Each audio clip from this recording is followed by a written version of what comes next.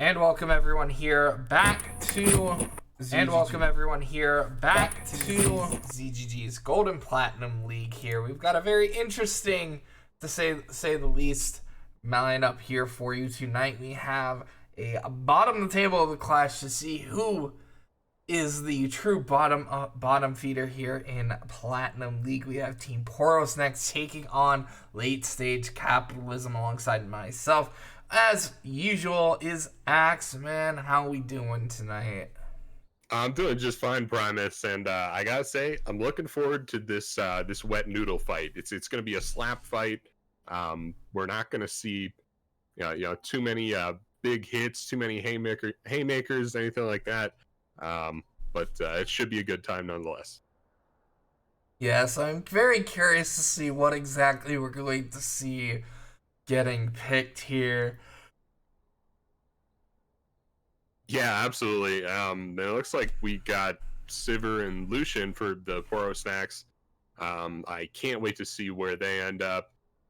Just looking at the bands here, a lot of super meta bands, in my opinion. Notable exception maybe being that Swain band. I think Swain is Ornn, actually. Gotcha. So Swain's going to be an Ornn band. So I stand corrected, and yeah, with that, some pretty meta bands.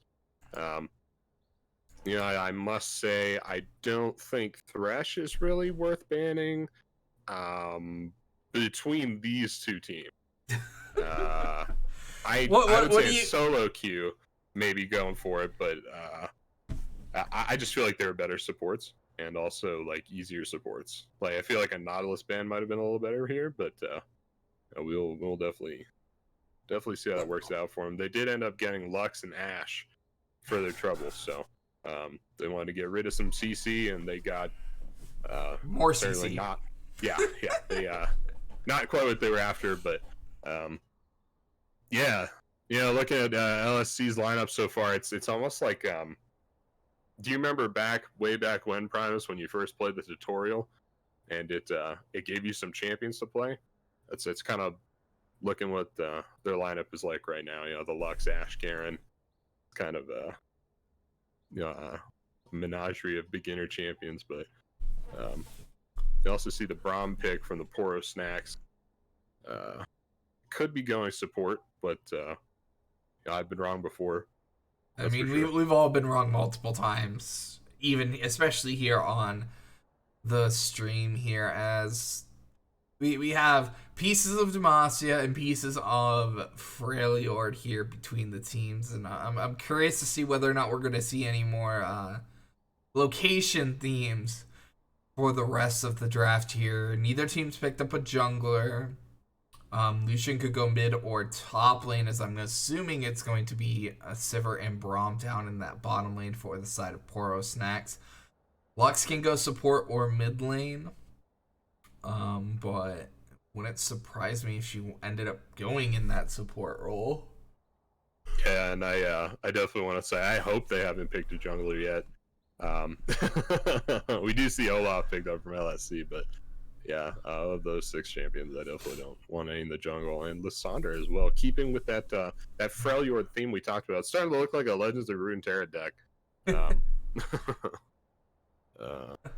But yeah, so we're going to be seeing, I would imagine, that Lysandra going mid.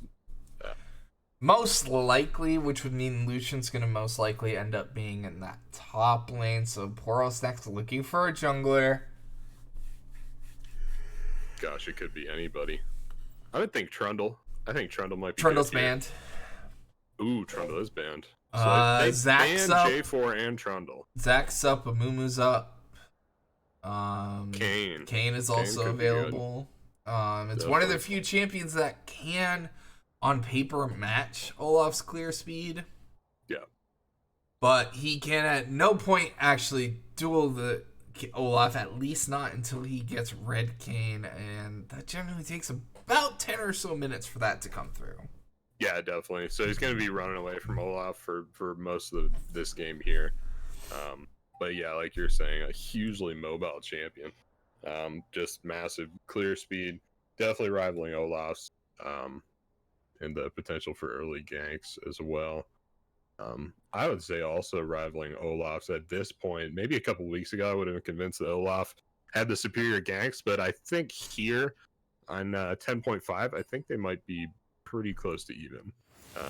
Olaf's lost some power recently, and that last pick for you, that LSC mid laner, is going to be Syndra, which is a very powerful champion, at least in my opinion. Primus, how do you think that Lissandra Syndra matchup's going to go?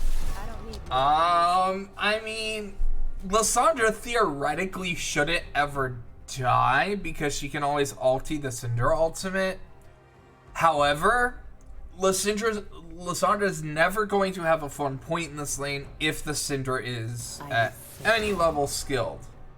Because Lissandra has virtually no wave clear after how many times they've gutted it.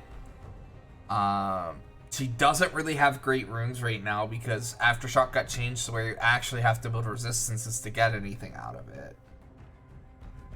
And she doesn't really proc anything else very effectively. Like, I guess in theory you could go electrocute, but you're so short ranged that it's still not a great option. Yeah, and I'll definitely agree. Lissandra seems like a champion without a role at the moment. Just doesn't really seem to have too much success in the mid lane. So yeah, we're just rewatching the draft here. Looks like the Poros picked up Ornn. Or no, I think or the Lucian was one. I think the Sivir may have been Ornn. The Sivir might have been Ornn. Gotcha. Yeah. So or Ornn isn't in pro drafts. Yeah. For whatever reason.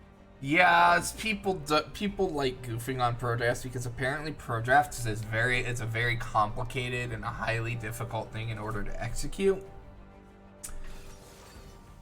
But I feel like you might be being sarcastic here.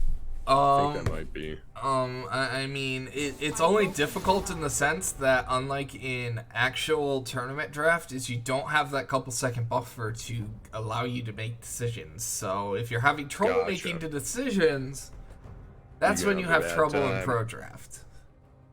And it picks a random champion for you if you don't pick it? Okay, that makes sense. Gotcha. And it's funny, we actually did see the Swain ban come out. Yeah, I'm assuming that's a target ban towards Trish in the mid lane. It must be. I don't want people at home to think I'm like hating on Swain support or anything. I think it's really strong. I really like Swain support. But I don't think I would ban it unless I was targeting someone in competitive. So yeah, that definitely makes sense. Yeah, so these are some pretty interesting lineups. You know, barring the Syndra Lissandra matchup we talked about a couple moments ago, probably going towards Syndra. We both agreed. These are two pretty strong team comps, I think. We got Lucian versus Ashe. Looking back really quick, we got Braum versus Lux. You know, those are strong supports right now. Olaf, Kane, both very strong. Garen and Ornn also very strong. Garen has the highest win rate of any top laner right now. I believe he's like 53.4 or something like that.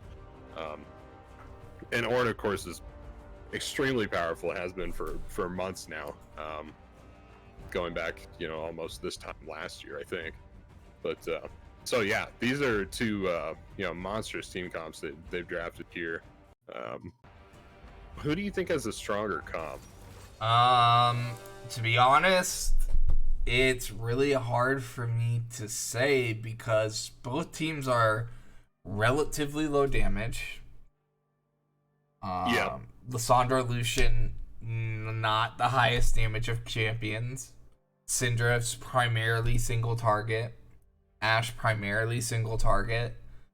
I mean, you do have some damage thrown in from the jungle roll on both sides, and Garen's gonna bring some damage to the table as well up in that top lane. But like, there isn't like someone is just like, okay, we hit 45 minutes, this champion will take over to the game. Yeah, definitely. And there's some scaling on these champions, in the Ashe, with the Ornn late game when everybody's got those items and everything. But you're right, there isn't like a Jinx or a Vayne or a Vladimir here. And so I think it really is going to be a contest of the early game. And for me, I think I favor Garen, Olaf, Cinder, Ash, Lux for that. More about the top side of the map than the bottom side. I think Lucian handily takes that lane early game, but um, yeah, for the rest of their team, I think they win that.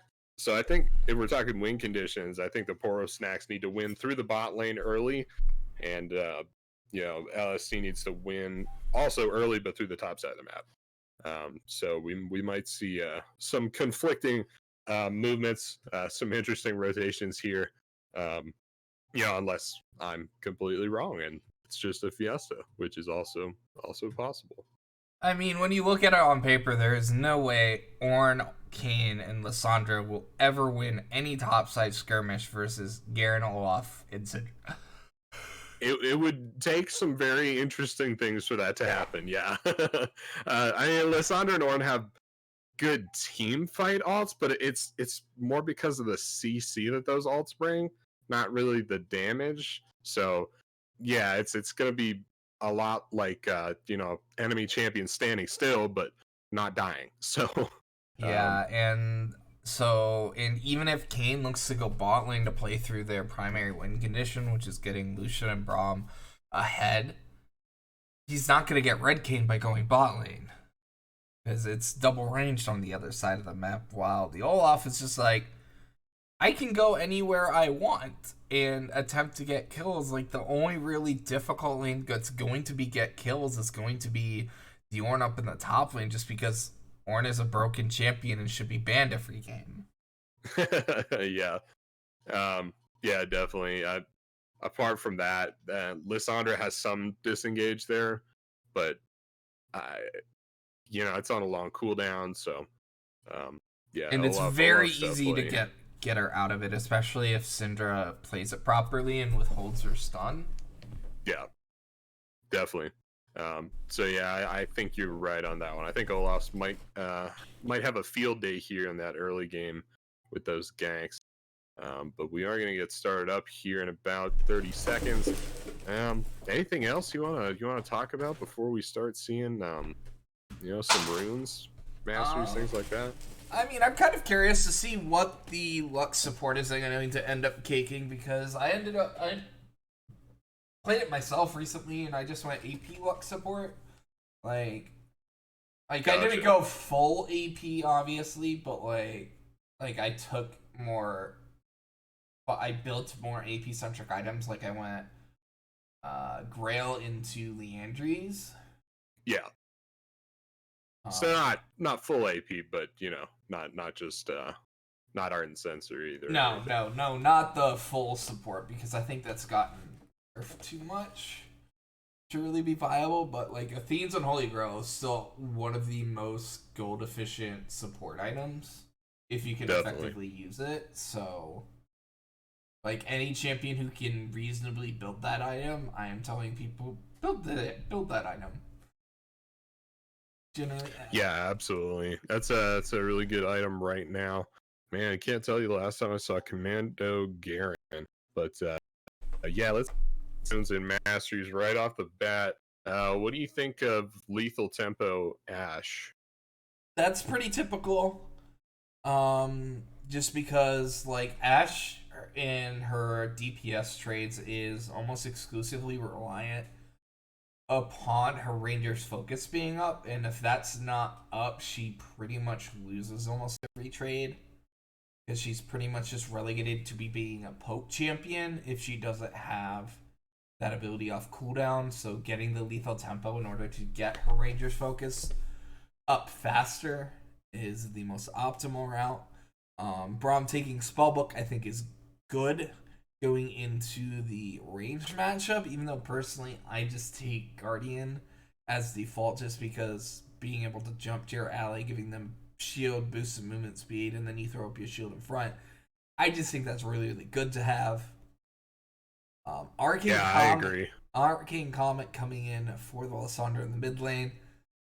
Like, it's not the worst thing I think you can take, but I just think Lissandra just doesn't have a real good rune. Like, I'd almost honestly argue that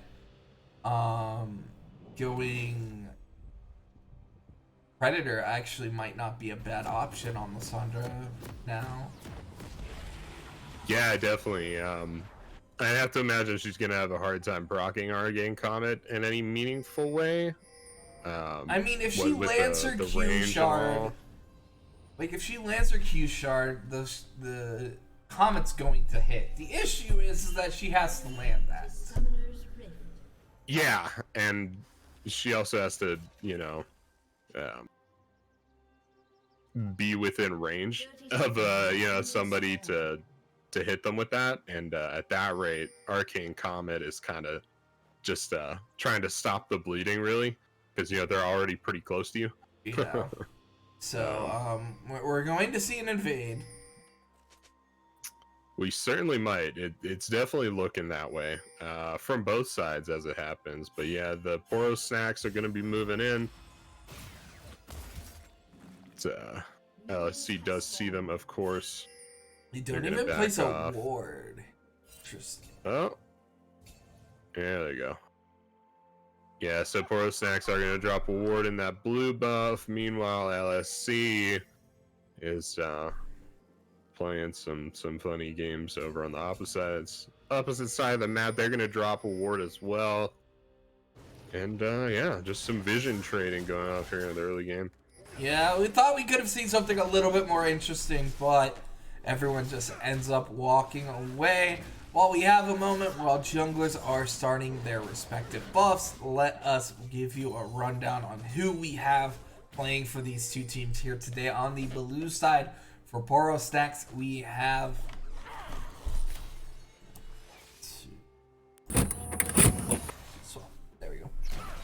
we have Captain America up in the top lane on Ornn, Definite Lesbian playing Kane in the jungle, Trish in the mid lane playing Sandra, Base Guthix on Lucian, and then B Damana on the Braum. Alright, and over on the opposite side, that red side team for you. This is LSC. They do have Death from Above on Garen up in the top lane. Their jungler on Olaf will be Pocket Pick. In the mid lane is Doc on Syndra. Down there in the bot lane with Ashe and Lux are EOL, Zero, and Wily L respectively. Yeah, and right now the Ashe and Lux are certainly controlling the distance very effectively in this lane. Lucian and Braum down a significant amount of overall HP, even though Lucian and Ashe on relatively similar HP bars. The difference in support HP bars is quite significant here, as Definite Lesbian is up in this top lane, but knockup's gonna land onto Death from Above. Captain America is trying to get out. Lots of damage going on to Captain America. Has to flash. Ignite dropped in the mid lane. Needed one more auto attack to secure the kill onto Triss, but that is Ignite down in the mid lane. Biden's gonna land onto Beatamana. Has to burn the flash, and heal burned as well from Base Guthix, as this bottom lane is not going well for the side of Poro Snacks. Yeah, and LSC, they're having a lot of success down here in the bot lane, but they have to be careful because this Lucian has a potential to all in them right now, and that is a very strong early game duelist, and with the way EOL Zero's health bar is looking, they could definitely wipe that Ashe off the map in a very short amount of time, so yeah, definitely want to be careful with that one. Yeah, if the Winner's Bite lands, that's going to be very crucial, because if Lucian dodges that Light Binding, that's one dead Ashe before the Lux can do anything to try to save her. I do want to touch on the fact that we do see Wily picking up the cleanse down in this bottom lane, and I think that is generally an okay summoner spell, but I don't know how often she's actually going to be used it during laning phase. I think it's going to have a much bigger impact in later game team fights, because I don't see the Lucian Braum being able to really effectively generate any plays down in this bottom lane unless something drastically changes. Yeah, it's definitely a question mark for me on the cleanse there. There is definitely CC coming from the Braum, And like you were mentioning, later in the game, there's going to be other sources of CC that are pretty crazy as well. But I don't really think you need it on the support necessarily. Now, there's going to be a lot of damage coming from this Lux, one would assume, since they're taking cleanse. But yeah, I have to think it would have been better to at least take something they can make a little more use of here in the early game, like a barrier or something like that. Or really just exhaust. But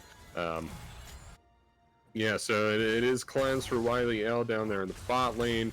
I want to talk about this top lane for a bit, since things seem to be quiet. In my opinion, Primus, I think this is gonna be a rough lane for Ornn. And really, it's gonna hinge on whether Death from Above on Garen holds that silence on Q for Ornn's ultimate ability. Obviously, it's a very telegraphed ability. The song isn't lethal. Oh, yep. There you go. Hit 6, get deleted. Yeah, that's unfortunately, it's unfortunate there. Triss had to pay space earlier on, so was down in XP and did not get any support from the jungler in order to try to get caught up in XP. And that's what happened. That is certainly what happened. That is certainly what happened. TP there. from Death. Oh! Wow, that was a tanky bomb, Primus. He is not going down. And there he goes. Eventually, he goes down.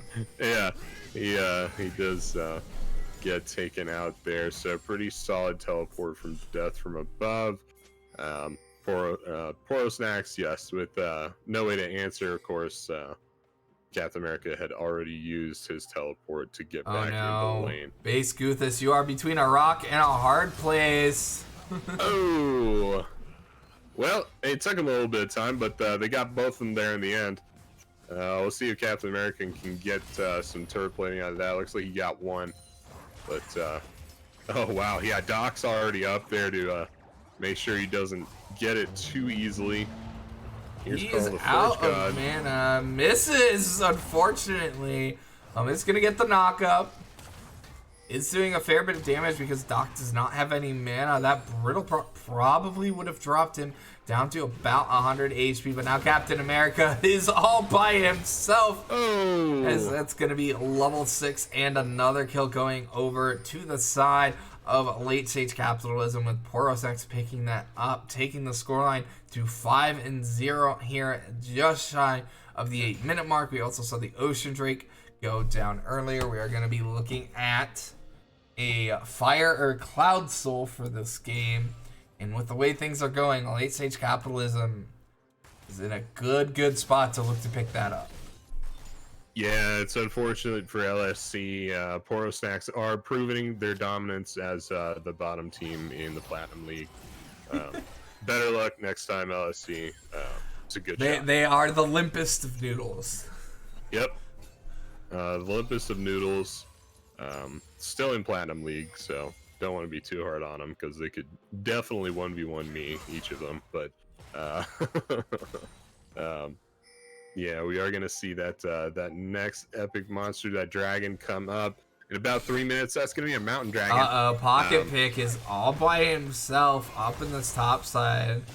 Death from Above and Doc are not in position, but apparently the bot lane stuff is far more interesting than what is going up around this Rift Herald. As Definite Lesbian is down a full level to Pocket Pick as they're skirmishing in and around this Rift Herald. Oh, Binding lands into the arrow, into the ultimate, coming in as Beta Mana and Base Guthis. They're trying to get the last bit of damage. No, Base Guthis is going to be able to survive, but Beta Mana is not going to be able to survive. He pays for his 80 carries sins.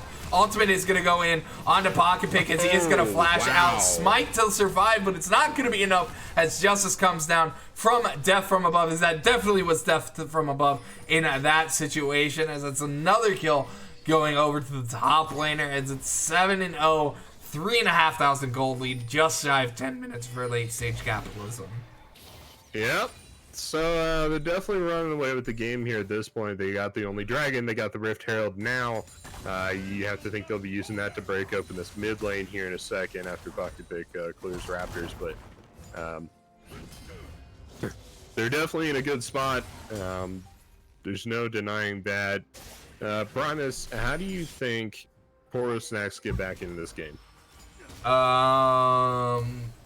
Well, you see, there is a secret strategy called the ornaments, and you hope to God you can hit the time where your team has 5 ornament items and it's 50 minutes into the game and you just inherently have more gold on your carries than the enemy team because of the ornaments. Yeah, that's definitely something that's going to help them in the late game. For sure. Unfortunately for them, I don't really think they have anyone on their team that's going to scale super hard. I might be wrong about that. I mean, Crit Lucian scales fairly well, but unfortunately he is going Blade of the Ruin King first item instead of just going straight crit, because straight crit is far better than the Blade of the Ruin King build, but he could still go into crit after this. I don't think the lifesteal pick up into such a lane as this is incorrect. And up here in the top lane, we see Captain America has picked up Cinder. So that's going to be Ash Arrow onto Beat Mana. Ultimate is going to come in from him, trying to get the disengage, but there is just not enough tankiness in this world to keep him alive from all the damage coming in from late stage Capitalism. Smite's going to come in to keep alive Definite Lesbian, as another bind's going to land as Baith Goose just tries to bring out the culling, but there's no way those 2 baby guns are going to do enough damage to that Viking, as, oh my god. Oh, Wiley, I'm pretty sure your bindings are heat-seeking missiles right now, because nobody on the side of Poro Snacks is dodging any of them. Can you say aimbot, Primus? Because I know I can. They do drop the Rift Herald down here in the bot lane. They're going to be taking that tower. That's definitely going to be the first tower of the game. And after that, they're going to be taking this Mountain Drag. I'm not too sure Poro Snacks can do too much to contest this. I think they pretty much just have to let that one go. Definitely want to take down that Rift Herald, though, because that thing will just keep pushing. They are going to be able to stop it from hitting the tier 2, but they are going to lose the Mountain Drake. They're down almost 8,000 gold at 12 minutes into the game, and it is just not looking pretty. As the Inferno map is going to be the map, and if you're the side of late stage Capitalism, you are just a-okay with that, because everyone on your team is going to love that coming in on their side, as they're going to try to siege down this mid tier 1, as that's big damage. Flash ulti from your shield may be mighty, but it is not mighty enough to stall those balls coming in from Syndra, as that is going to be another kill over to Doc in this mid lane. 2-0-1, up 20 CS. This mid lane tower should be falling momentarily. Yeah, it's definitely going down. That Mountain Drag is going to be pretty big for LSC, especially for the bottom side of their map, which is kind of missing a front line for these skirmishes without Garen. So again, that Mountain Drag is definitely going to be important. Of course, Poro Snacks do have the Braum down there for a little bit of front line. Unfortunately, as the game stands right now, I don't think it mattered anyway. I think LSC just wins those fights, with raw levels and items at this point. But hey, just some more information I'm throwing at you. When you add up the level disadvantages on both sides, everyone on the side of LSC is at least up a single level. In the case of the jungle, it is 2 whole levels of advantage over to the side of Pocket Pick, as things are not looking good for Poro Snacks, and to be honest, they've got some team fight potential, but the issue is that nobody's anywhere close to having any significant damage items coming across the table. The closest one is Lucian, and he's still about 1,000 gold. Exhaust is going to come in onto Wiley as they're trying to get the slowdown, but the flash immediately over the wall is going to keep him alive here. And Kane's not even close to having its form completed yet, and it's 15 minutes into the game. It's just... Oh, that is a dead Lissandra. Even a lot. Yeah. I think you probably called that one pretty well premised. That definitely wasn't going too far too fast in any direction. But except yeah, except for Lysandra, she was going straight to a gray screen. Yeah, exactly. And we said all that about the cleanse on Wily L's Lux, and here he is, 205, just shut down gold on him and everything, or a bounty on him, excuse me. So maybe he knows something we don't know, Primus. I mean, I don't think he's used it at any point in this game, so. Oh, Asher on to Definite Lesbian. Braum Ultimate, unfortunately, is not going to stop the balls coming in from Syndra, as it's going to be a double kill. Base is trying to fire all these bullets into the Olaf, but they are able to secure one kill on the side of Poro Snacks. We do have the Ornhorn coming in. Cleanse was actually used for the first time by Wily in this game, but it did not accomplish anything, as it's 16-1 at 20 minutes. And Doc going with the ultimate, not quite enough damage. Doc should die. Oh, the heal is barely going to keep Doc alive on that Syndra here, as it is almost 12,000 gold advantage for the side of late stage Capitalism. And I'm pretty sure in the chat right now, we should be starting a pool on what time this game is going to end at, because right now I'm putting my bets at about 22 minutes and 30 seconds. Nah, see, I have faith in LSC. I'm thinking 17:30. I think they're just going to run it down right here, about 15 seconds. You'll see. And by the way, I have to say, I really think Cleanse is what's winning the game here. I think it's just a good luck charm for them at this point. Yeah, so they are going to pick up that second Rift Herald. And in my mind, they could probably bring this one to the Nexus with them if they were so inclined. Unfortunately, it's not possible unless you're able to get the inhibitor without dropping Herald. The Herald takes too much damage and doesn't have enough HP.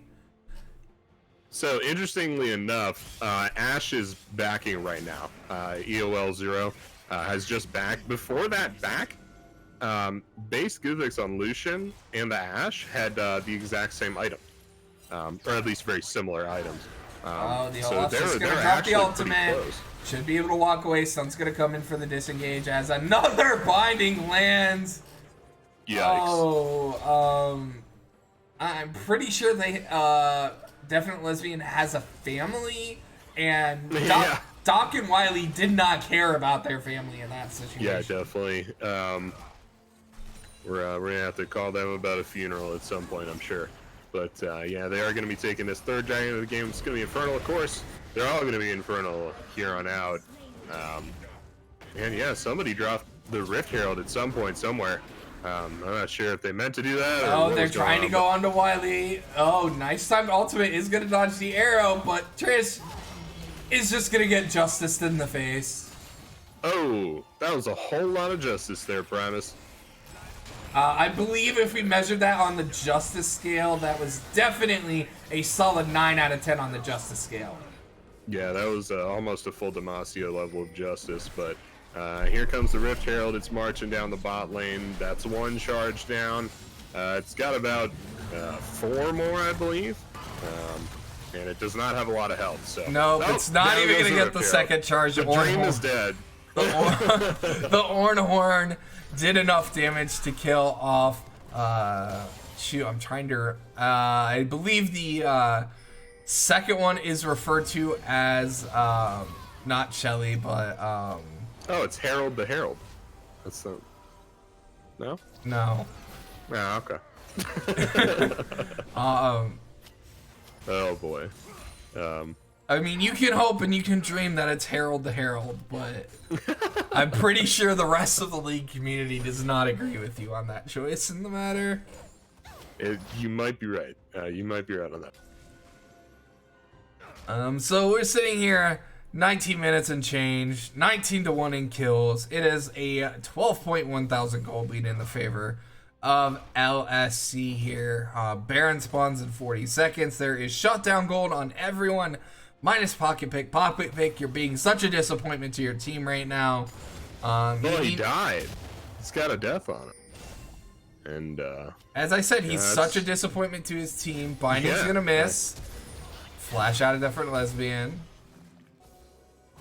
Fellas, I'm not sure this is the pick you think it is. I don't think you should keep chasing this bot lane duo here.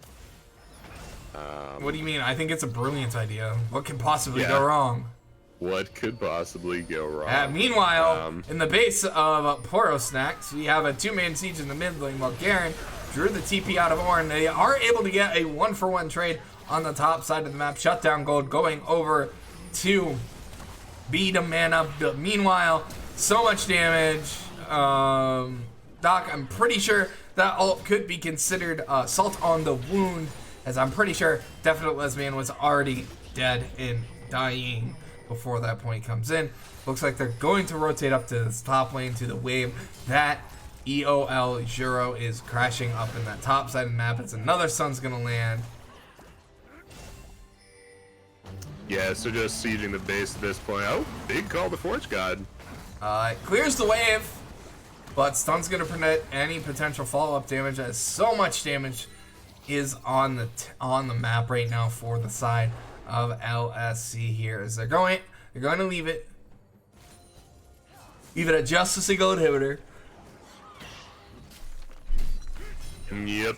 At this point, it really is just the levels. They've really extended that level lead in a lot of cases to a 2-level lead now. Still only 2 levels in the jungle. Everywhere else is just 1, as the Baron's going to be started. Should be dead in approximately 7 seconds here. No one on the side of Poro Snacks is going to be able to end the game. Looks like we're both going to be wrong on our times. The side of LSC only has about 40 seconds from the time they reset to end the game in order for my 22:30 prediction to come true. I believe in the dream. We will see exactly how close we end up being here. We do have the Infernal Soul spawning in about 40-ish seconds or so. Wouldn't surprise me if they go to clean that up. Yeah, I don't think it would really surprise me either, Primus. That's quite the prize, and to be honest, I think I'd just take it just to say I took it. So they will be posturing around that dragon. What do you think? Is this how Poro Snacks comes back? Miracle, 4 Miracle Dragon Seals in a row? Maybe. I can't dissuade the possibility, because that's a lot of extra AP and AD, but meanwhile, Death from Above is just like, okay, I'm just gonna kill your base. Yeah, that Garen had different ideas, not interested in Dragon Souls or anything like that, just enemy champion souls for him. And Death from Above does have quite Infernal a few. Soul falls. Yep, to LSC. They're gonna have all 4 dragons. Oh, there's a big Oh, arrow they're going there. to get the pick onto Wily. You should end up falling. Definite Lesbian and Beta Mana should both fall. Doc securing the kill onto Beta Mana, as Base Guthix and Captain America trying to hold the line valiantly up in the top lane. But their base is under attack from Ultron and his many minions, and right now they are far superior in terms of strength to Captain America. Yeah, and Wily L did fall back there. Didn't have cleanse up, unfortunately. So really made all the difference, and it looks like this one's gonna go over to LSC, Primus. Yeah, LSC in dominant fashion takes game number 1. I was about 1 minute and 15 seconds off. I was pretty close. I'm gonna count that as a victory here in my book here, as LSC goes up 1-0 here at the end of the day here. And to be honest, it was pretty much all LSC all the time coming in, and Poro Snacks just still tried to do things at the end of the day, but they just was not enough in the end here. So going to take a short break here while we get reloaded into a lobby here. We'll be back with game number 2 between Poro Snacks and LSC in just a few minutes.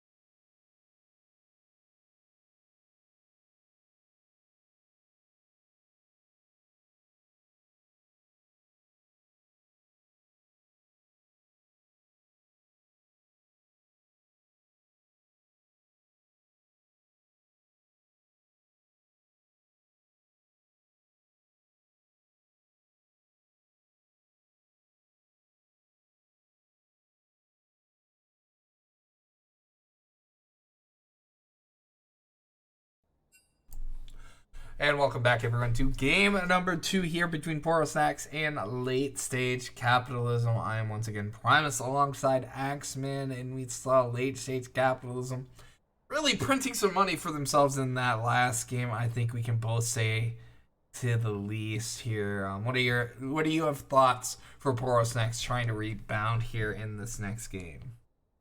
Yeah, I gotta say, inflation is through the roof because, LSC is just printing bills for themselves. They're getting away with murder here. That was pretty wild there in game 1.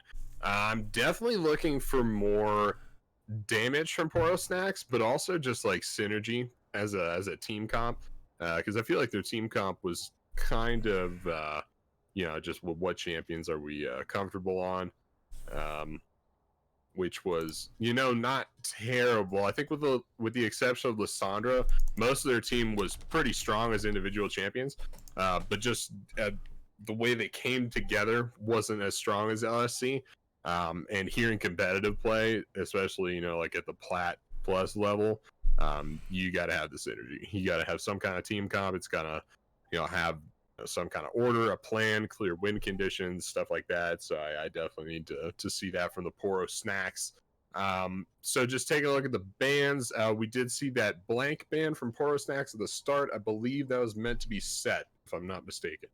Yes, and they will take away the Lux from LSC, but that does mean the Thresh they banned in the last game is going to get through. And it looks like they're just going to pick the Ashe up one more time and say, hey, you like CC, we like CC too. We're going to provide you all the CC world in the world you want down in this bottom lane. Yeah, and that Thresh is literally made of CC. Ashe not far behind, of course. Some interesting bans. So we got a lot of targeted bot lane bans. We have the Senna, which I think might be more of a general ban, but the Swain, I definitely think is targeted, and then Morgana as well might be a little bit more general, but and then of course picking away that Lux. So both these teams really looking to the bot lane as their win conditions. And for me, if Poro Snacks locks in Sivir, it's going to go to LSC. Obviously there's the potential for there to be some kind of Sivir monster on the Poro Snacks, but just by going off the champions alone, for me, it's going to be Thresh and Ashe. So that said, they don't lock in Sivir. They pick up Kled, and I'm not sure where Kled is going because they also have Gangplank. So it could be just a situation. No, it's Sivir, not GP. Oh, it is going to be Sivir. Okay, yeah, they didn't lock it in time. Okay, so it's Sivir Kled. Oh, it's Sivir Kled. Okay. Gotcha. So the Gangplank was meant to be Sivir, and they're gonna have a Kled. All right, confusing times. So this means it's gonna be a Kled Fiora top lane if I'm tracking. Well, I might be a little bit confused myself. I'm fairly sure. I mean, they like to go fast, but by blind picking Kled, that left them open to the standard counter pick that is Fiora up in that top lane. Yeah, and so that one's probably going to be rough for him. Second round of bans, LSC opens with Galio. So they're looking to that mid lane, trying to get a good matchup for themselves. I would assume they're trying to play some kind of mage, maybe an AP assassin, something like that.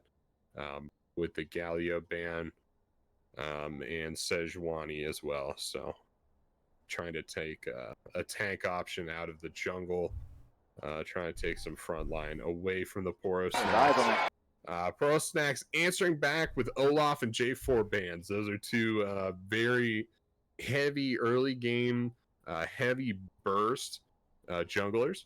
Kind of occupying similar archetypes, I would say. Olaf a little more, towards farming than ganking than J4, but very, very similar in what the champions are trying to do.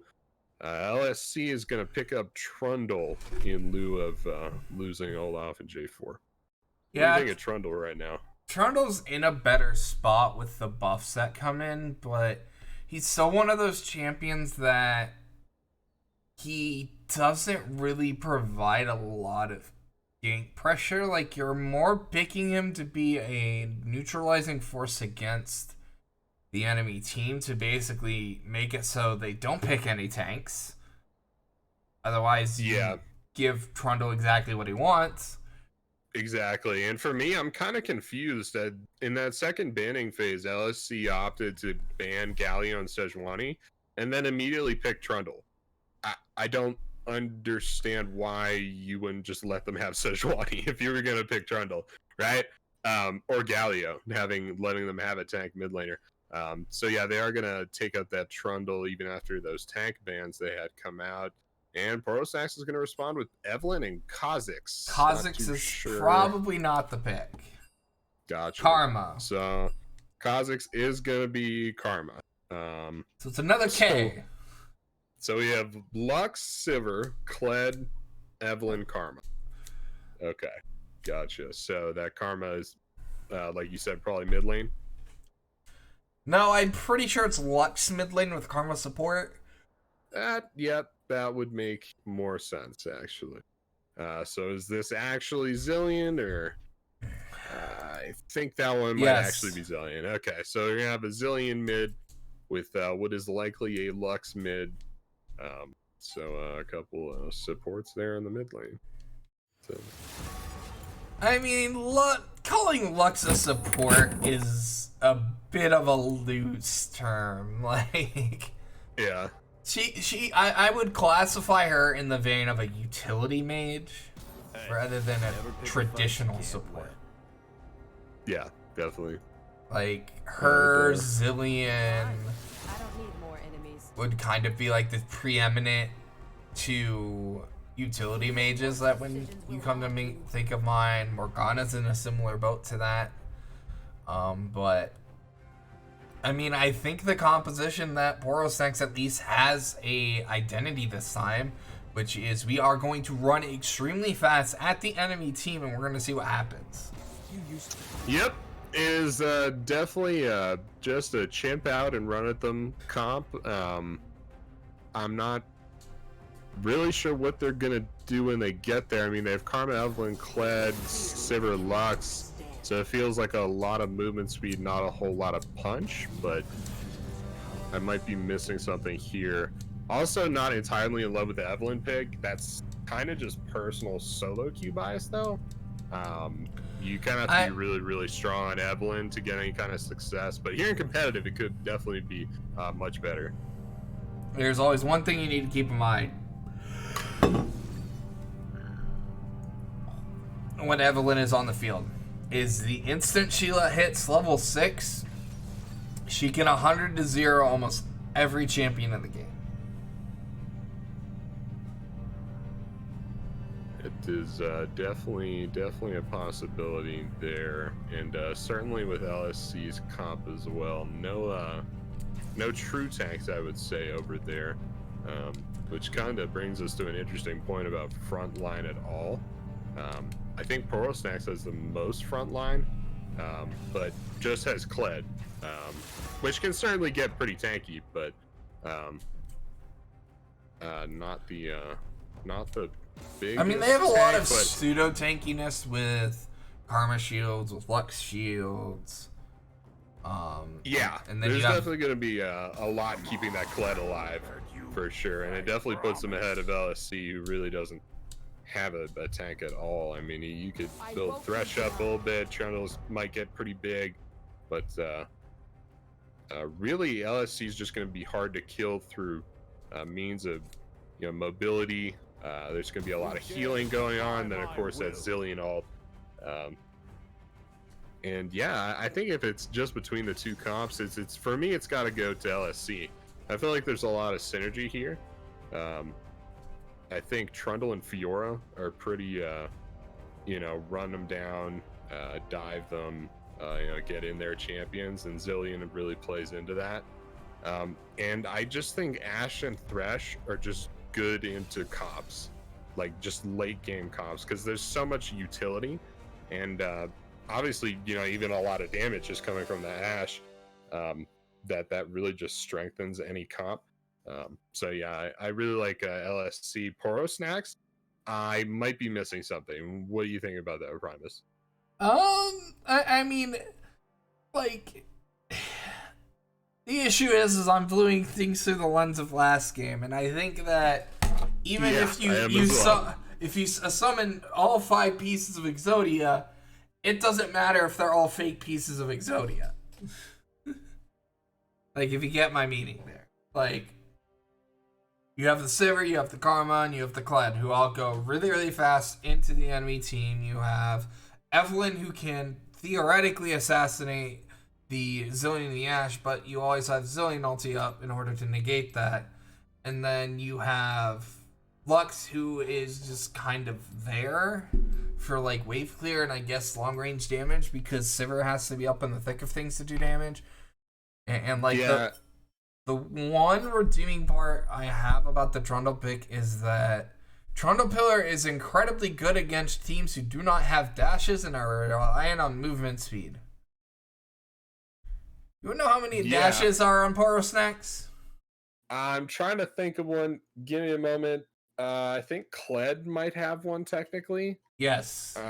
Yeah, and I Evelyn's ultimate is also a blink, I believe, but that's it. I think, if I'm not mistaken. Yeah, Um, that's all the dashes on the side yeah, of Poro Snacks. So yeah. So Trundle definitely having a field day with ganks, but for very different reasons than to the normal ones.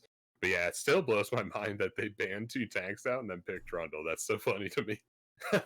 You think, um, I don't know. I just really don't understand that. But yeah, let's get looking at. Oh, we don't have the summoner spells up yet. Did they remove that? I feel like you could see the summoner spells before in the spectator delay.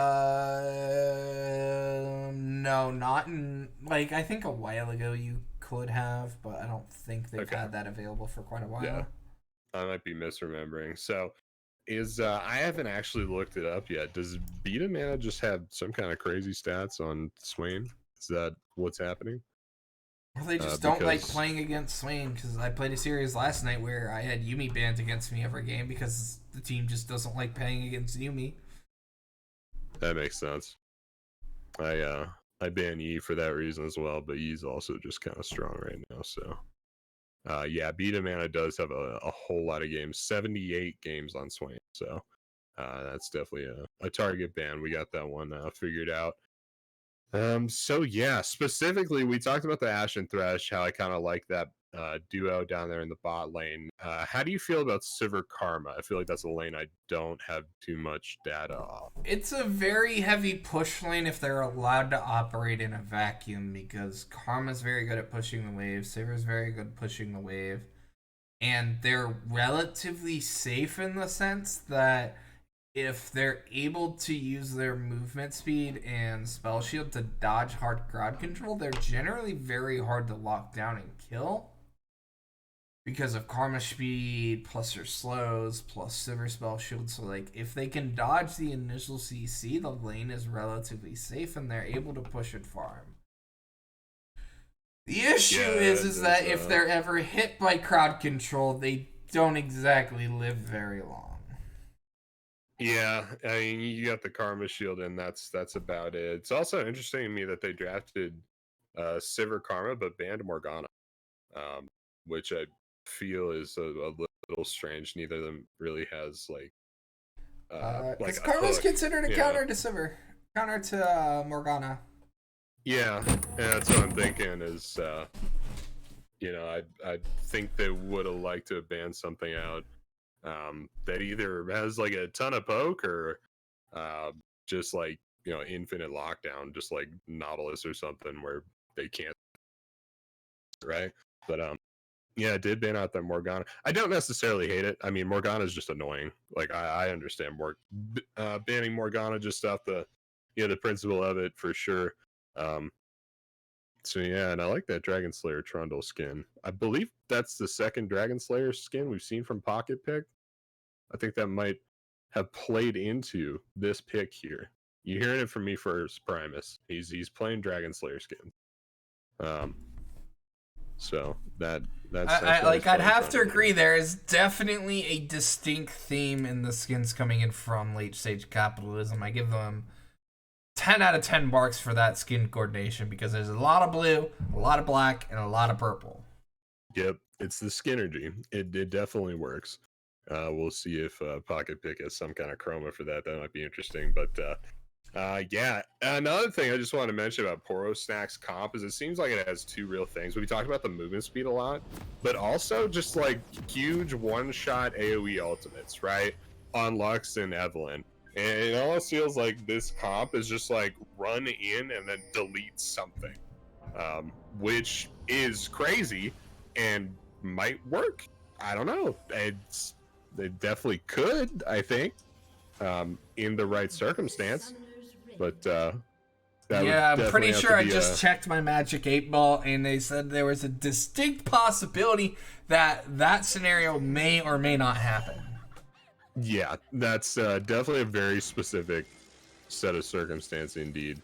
But we'll definitely keep looking to our crystal ball on that one. Doesn't look like either team's going to be invading at this point. There was some deep vision there from the Poro Snacks, but that's just about it, Primus. Hopefully we'll see a little bit more action here in the early game. Just an update for you, Pocket Pick does have a nice little chroma on that Dragon Trish. Thankfully there is no CC on the top side of the map from the side of LSC, because otherwise that would have been quite bad for Trish walking into two people. Yeah, definitely, and that is another weakness here in the very early game is just the lack of CC up there on the top side of the map. Of course, there is going to be some from Poro Snacks. I believe Kled starts Bear Trap, but I might be wrong about that. I'm not a Kled expert. Yes, Kled usually starts Q. Doc will have access to his double bombs, assuming, and his stun, assuming he goes W level 2. And Lux will have her snare. That is about all the CC that's on the top side of the map. Everything else is on the bot side of the map. Hook is going to go wide. We're currently at 0 for 1. Wiley apparently showing that while their Lux bindings may be heat sinking, hooks have proven not so far. Yeah, the aimbot doesn't work on hooks, unfortunately, but they'll definitely be updating that and patching that soon. Oh, 0 for 2 there on the hooks from Wiley out. But we'll talk a little bit about global pressure here. There's 2 teleports over here on LSC. We got teleports on Zillion, teleports on Fiora, and just one for the Poro Snacks up there on Kled. Captain America needs to be careful about how they use that teleport summoner spell, because it is their one and only one, right? If you just use that offhand to get back in the lane, you can have a rough time. Death from above or Doc are going to teleport into a lane. There's nothing you could do about it. Yeah, and I mean, if either top lane, like, the only one who can stop the TPS, they are going to see a little bit of a gank here, but Captain America, with the joust, able to get back to his tower. Just A-okay. Does show where Trundle is on the map, currently sitting at 4 cleared camps to Evelyn's 3. I'm going to be curious to see whether or not Evelyn's going to pat down to this bot side of Scuttle, considering she knows Trundle is top side. Look, she might look to lose her wolves from this as well, and won't have any to trade back because we're seeing a trade up in the top lane. Death from above showing exactly why this is a terrible matchup for Kled, because the percent health damage both applies to Scarl and to Kled. Yikes. I was not aware of that, but I can see how that would be problematic for Kled. Plus, it's really easy to repost the bear trap. Yeah, it certainly is, and we're seeing a little bit of vertical jungling here. Evelyn is coming in for a gank. We are going to have a slow come in onto Wiley. There is flash being blown on a couple people here. Root's going to land onto Wiley, but the counter TP is coming in. I'm assuming that's coming in from Zillion, as they are going to get a disengage. Flay should be just about up for Wiley. Does have flash available, but he's eating so much damage. First blood's going to go over to Definite Lesbian, as it's a early kill going over to the side of Poro Snacks.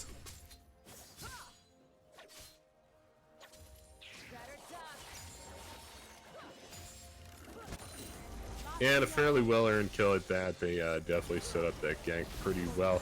whole lot of flashes blown, unfortunately. Definite Lesbian Evelyn did blow their flash for that kill. Also, of course, EOL Zeros was blown, and Wiley L's too. They now have Hex Flash up.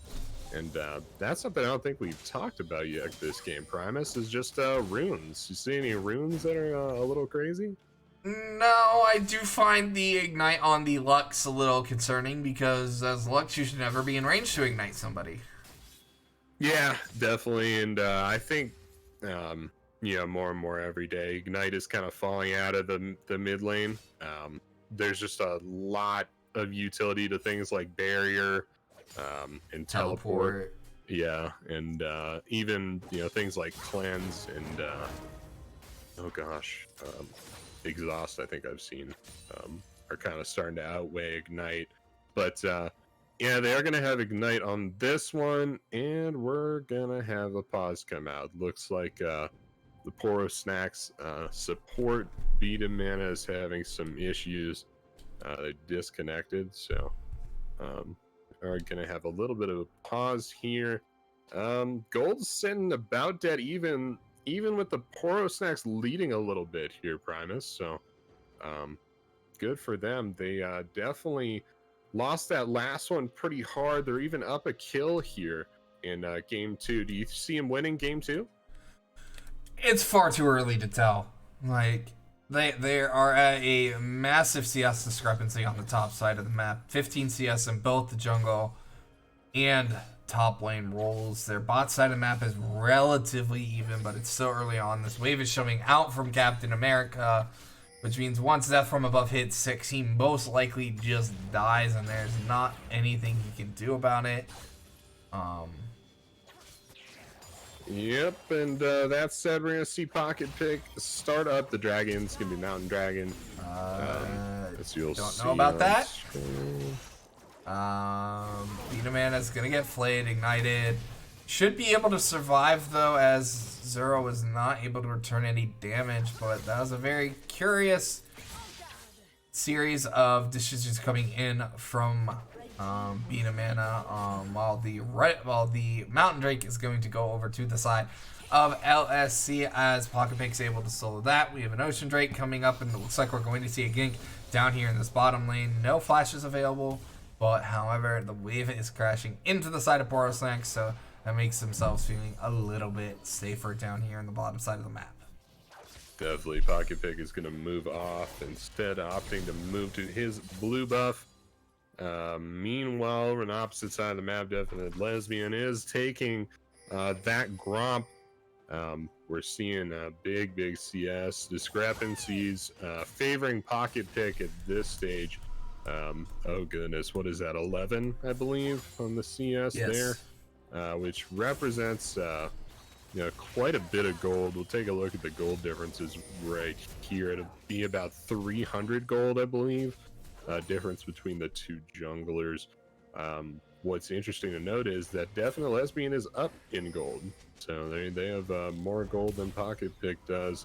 Of course, a lot of that goes into the Hook's gonna land. That is going to be one dead karma. Pocket Pick should be able to lock that down with one more club to the back of the head, as that's going to give the gold advantage distinctly over to the side of LSC, as Biden's going to land in the mid lane. Not going to be enough damage, as Trish did not get the E as well for the follow-up burst. But yeah, that's another interesting matchup, is this mid lane where, of course, the Zillion has that CS lead now here with the wave frozen here in the middle. But yeah, Trish still, I think, at this stage in the game, doing a lot more damage than Doc is. Of course, I don't really think it's Doc on Zillion's job to be out damaging a Lux, but that is going to be interesting to watch as this matchup unfolds. We have another pause come out. You may have noticed somebody's having issues with the internet. He needs to tell his family to stop streaming Netflix all at the same time. Yeah, you gotta stop stream sniping us. It's just taking up too much of the bandwidth. Like, I know your family wants to support you and all, but like, there's a certain line where they just gotta stop. Absolutely. Congregate at the public library. Watch from there. Maybe but have a viewing party at somebody else's house. but something I do want to mention is the top lane matchup right now is up to a 40 CS difference between Death from Above and Captain America. That's rough.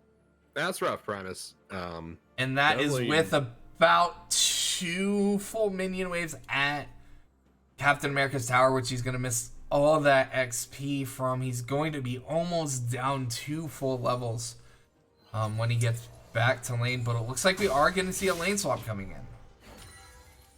Yeah, we definitely might here. Yeah, we see that Kled down there in the bot lane now.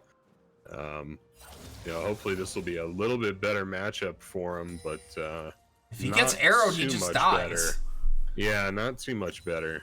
It's definitely not ideal, but yeah, hopefully this works out for him. We see both these teams posturing around the Rift Herald up in the top lane, trying to get some vision control. Looks like Poro Snaccs might have this one though, as Doc is still mid lane. Now, of course, moving towards Rift Herald. I almost have summoned him with my voice, but there is still a lot of damage going on to Pocket Pick. Double Bomb's not going to come through, as basically he's going to be able to use the spell shield to block that.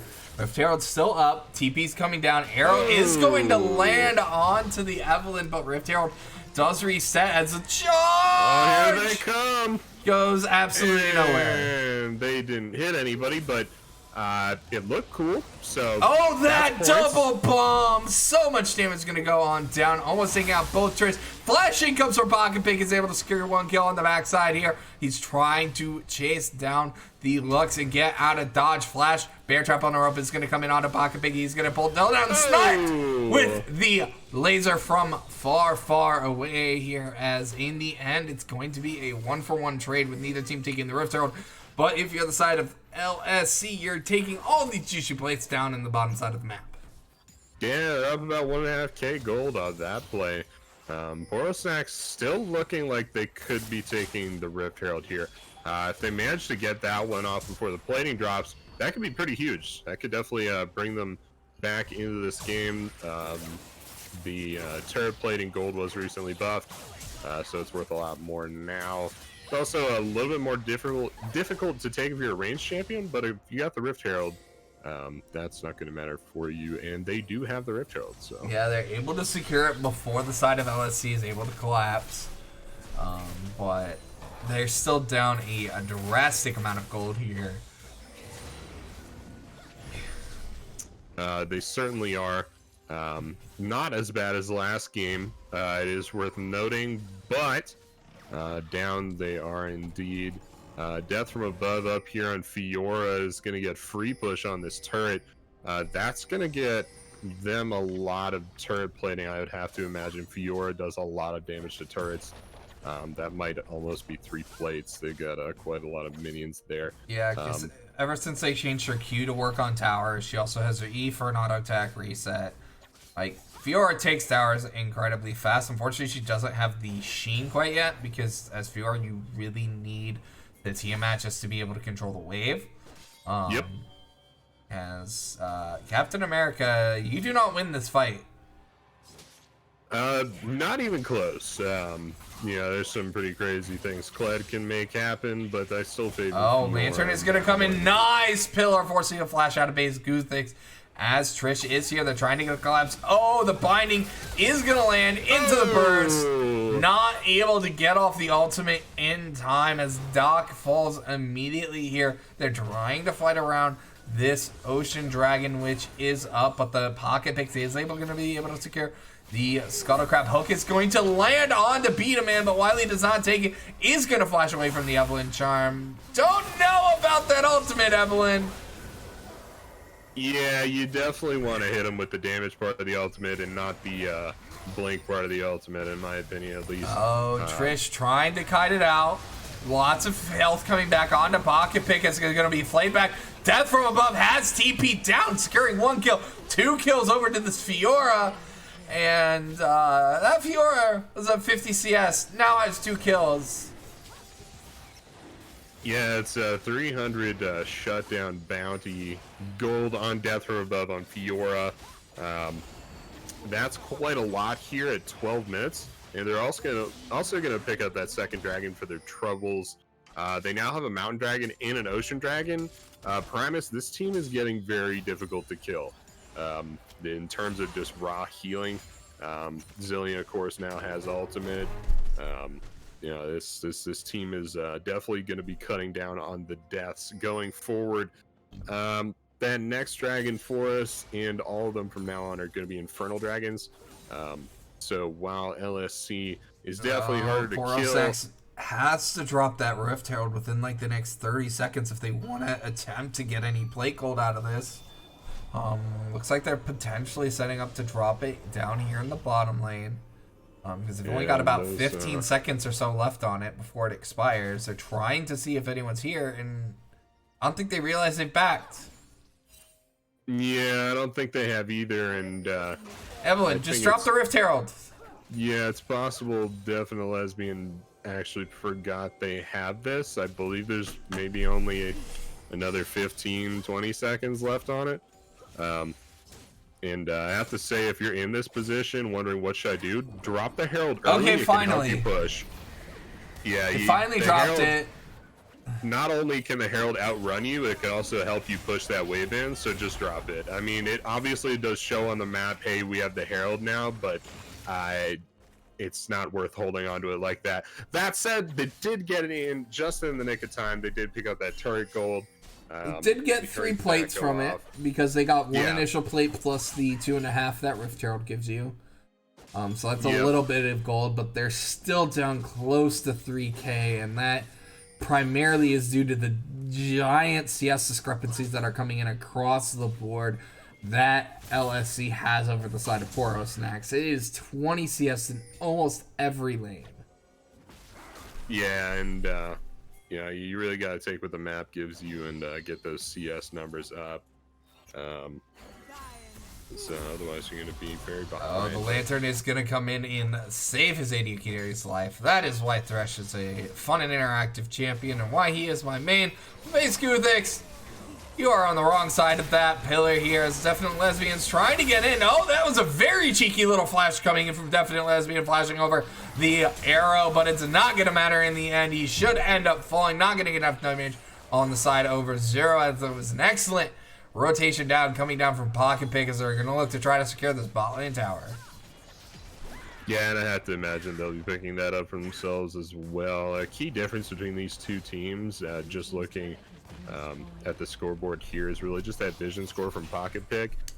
He's got a little bit higher vision score than Definite Lesbian. That's really showing here on the map. In terms of objective control, I mean, they have, both the dragons so far. They did end up losing that Rift Herald, but when this next Rift Herald spawns in 25 seconds, you're pretty sure that LSC is going to be able to pick that one up. I mean, they just have so much map pressure at this point.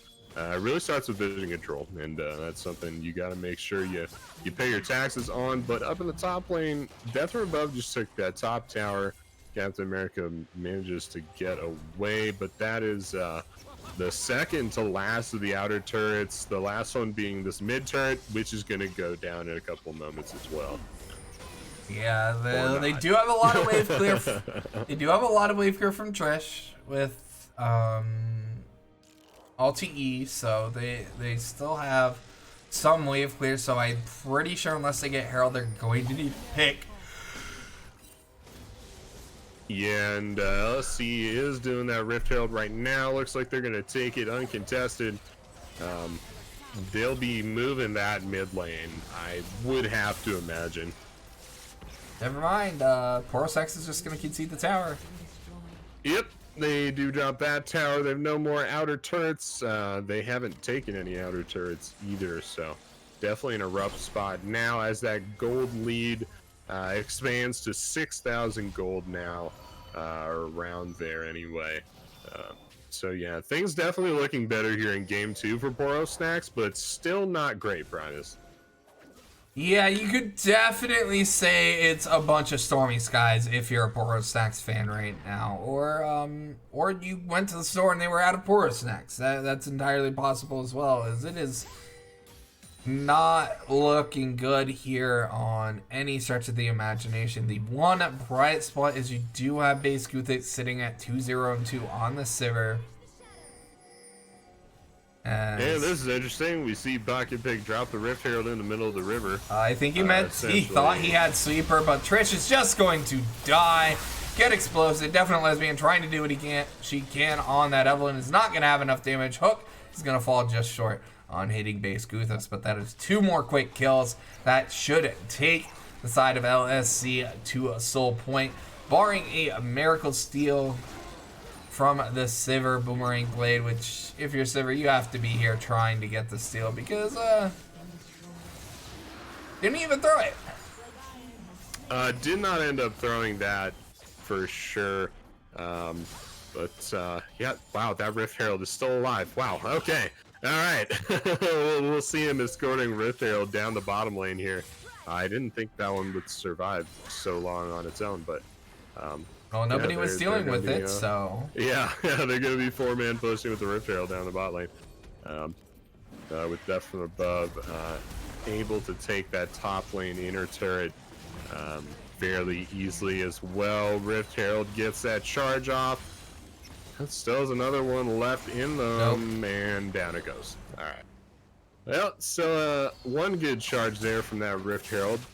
Not too bad for randomly dropping in the jungle, I would say. Yeah, it was a little bit suspect this year as they're trying to secure this mid lane tier 2 as well. They should be able to do it relatively for free here, as LSC is just having a run on printing money for their team right now. They're up almost 10,000 gold at this point, and there isn't a spot on the map that is currently doing bad for them. Yeah, trying to identify weaknesses for them, and yeah, I think you're correct. I'm not coming up with too much. It seems like it's really not looking very good for the Poro Snacks here. What are you thinking as far as a win condition? For me, at this point, it has to be some kind of wombo combo team fight, some kind of Lux ultimate into Evelyn ultimate that just really blows with up Sivir hitting the entire LSC. team. Yeah, with just, yeah. I'm trying, Primus. I don't know. There are just certain points where no matter what you do, there is not a feasible set of circumstances where one team can win the game. Yeah. Though I do know something we can talk about, which is attempting to figure out what item Karma is attempting to build this game with a chalice, a stopwatch, and a blasting wand. All right, what can you build with a chalice? I mean, it has to be Athene's, right, with the chalice. But I don't know why they have a stopwatch. Is that maybe from runes? It could be from runes. Yes. But they still have the stopwatch. It is from runes, yeah. So they do still have that stopwatch. So yeah, I couldn't tell you there, Promise. You have any insight on that one? I'm assuming she's trying to go Athene's first item and then going into an AP item afterwards, like kind of what I did with that Lux build that I mentioned earlier. LC's just doing Baron. This should be a free Baron. Nobody's in position. I mean, potentially Lux can get in range to potentially try to steal, and if that happens, they might be able to hold out for a couple more minutes. It's definitely possible. It's always possible, Primus. And here comes. But Baron is gonna go down. Hook lands on to beat him into the Ash Arrow. So much damage is immediately dumped. Huge Final Spark's gonna come across, but Base Guthix is not able to hit anyone as the entire side of Poro Snacks is just getting wiped off the face of the map as one after another they're just dropping like flies. So it's gonna land on Trish. Nice heal to dodge the binding on the back side here, as that is a 3-for-0 plus the Baron. It's going to be an inhibitor for the side of LSC. I just want to point something out, Primus. I think if Definite Lesbian's Evelyn had ult up there, maybe. I just want to say there's some low health bars there, so maybe, not probably, but maybe.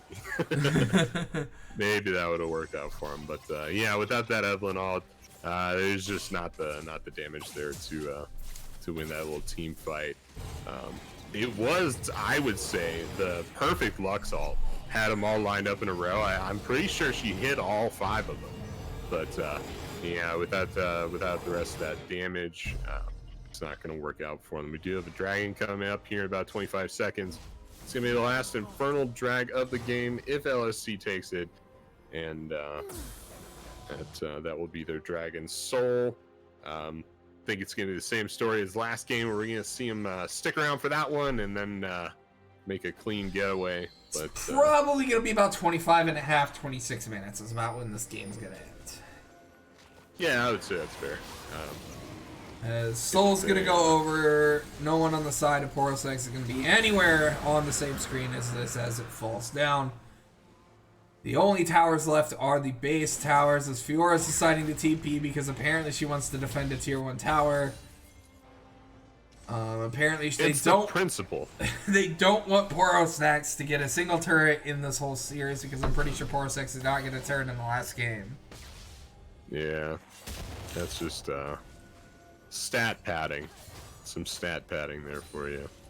And yeah, they'll be making their way through the Poro Snacks' base, through the bot lane here. It's going to be 4-man. They do have the Baron buff, of course. They also have Dragon Soul now. They just picked that up as well. So a formidable 4-man group here. Also, the charge is going to be short, but they do get the charm onto Zero Youthix, who immediately is blown up with the nice double bomb stun coming in from Doc. Is going to buy them a disengage. Meanwhile, Fiora just freely takes that inhibitor up in the top lane. As if you're Poro Snacks, you're pretty much on the last gasp here as Beatman's forced to flash from the hook coming in from Wily, as Evelyn's still on the flank here, trying to get in range onto Doc to try to proc that ultimate. Is going to be able to get in range, but he's not going to be able to do enough damage as Death from Above has rotated down. Is going to easily secure the kill onto Beatman here in just a second here. 2 inhibitors down. Minions are in the base. It's going to be a 3rd inhibitor momentarily as Death from Above is going to get the first Zillion ult of the game, I'm pretty sure. Flash hooks are going to land onto Trish. It's going to be an easy kill into the 3rd inhibitor down, and this should be the end of the game coming in from LSC. Yeah, well, it was definitely a better showing here from Poro Snacks here in Game 2, but still no Graves. Cigar, LSC, I would imagine, is taking Game 2 here.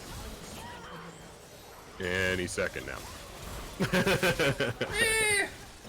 Here's where they're playing with their food.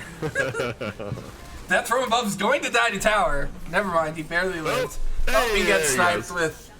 He gets sniped. Shutdown's going to come in, and it's going to be the end of the game here and the series for the side of LSC in 25 minutes 40 seconds. 12,500 gold advantage at the very end of the game, and that was just a one-sided series through and through coming in from the side of LSC. I would say for sure, yeah. Poro Snacks definitely warmed up there in Game 2, but yeah, definitely another one-sided showing. Well played from LSC for sure. And all around, if nothing else, a bloody series to watch, Primus. That's for sure. Yeah, definitely a lot of kills coming in across the table for the side of LSC here, as they showed that truly they are the superior noodle here in the Battle of the Noodles here down at the bottom of the table of our ZOGG Platinum Division. Unfortunately, that is going to be all for us here tonight at ZGG Platinum League. I want to thank you all for tuning in. Once again, we do have more streams for you guys later on this week, which I hope you all tune in and support us there as well. I'm Primus. He's Axeman. You guys all have a great night. We'll see you next time.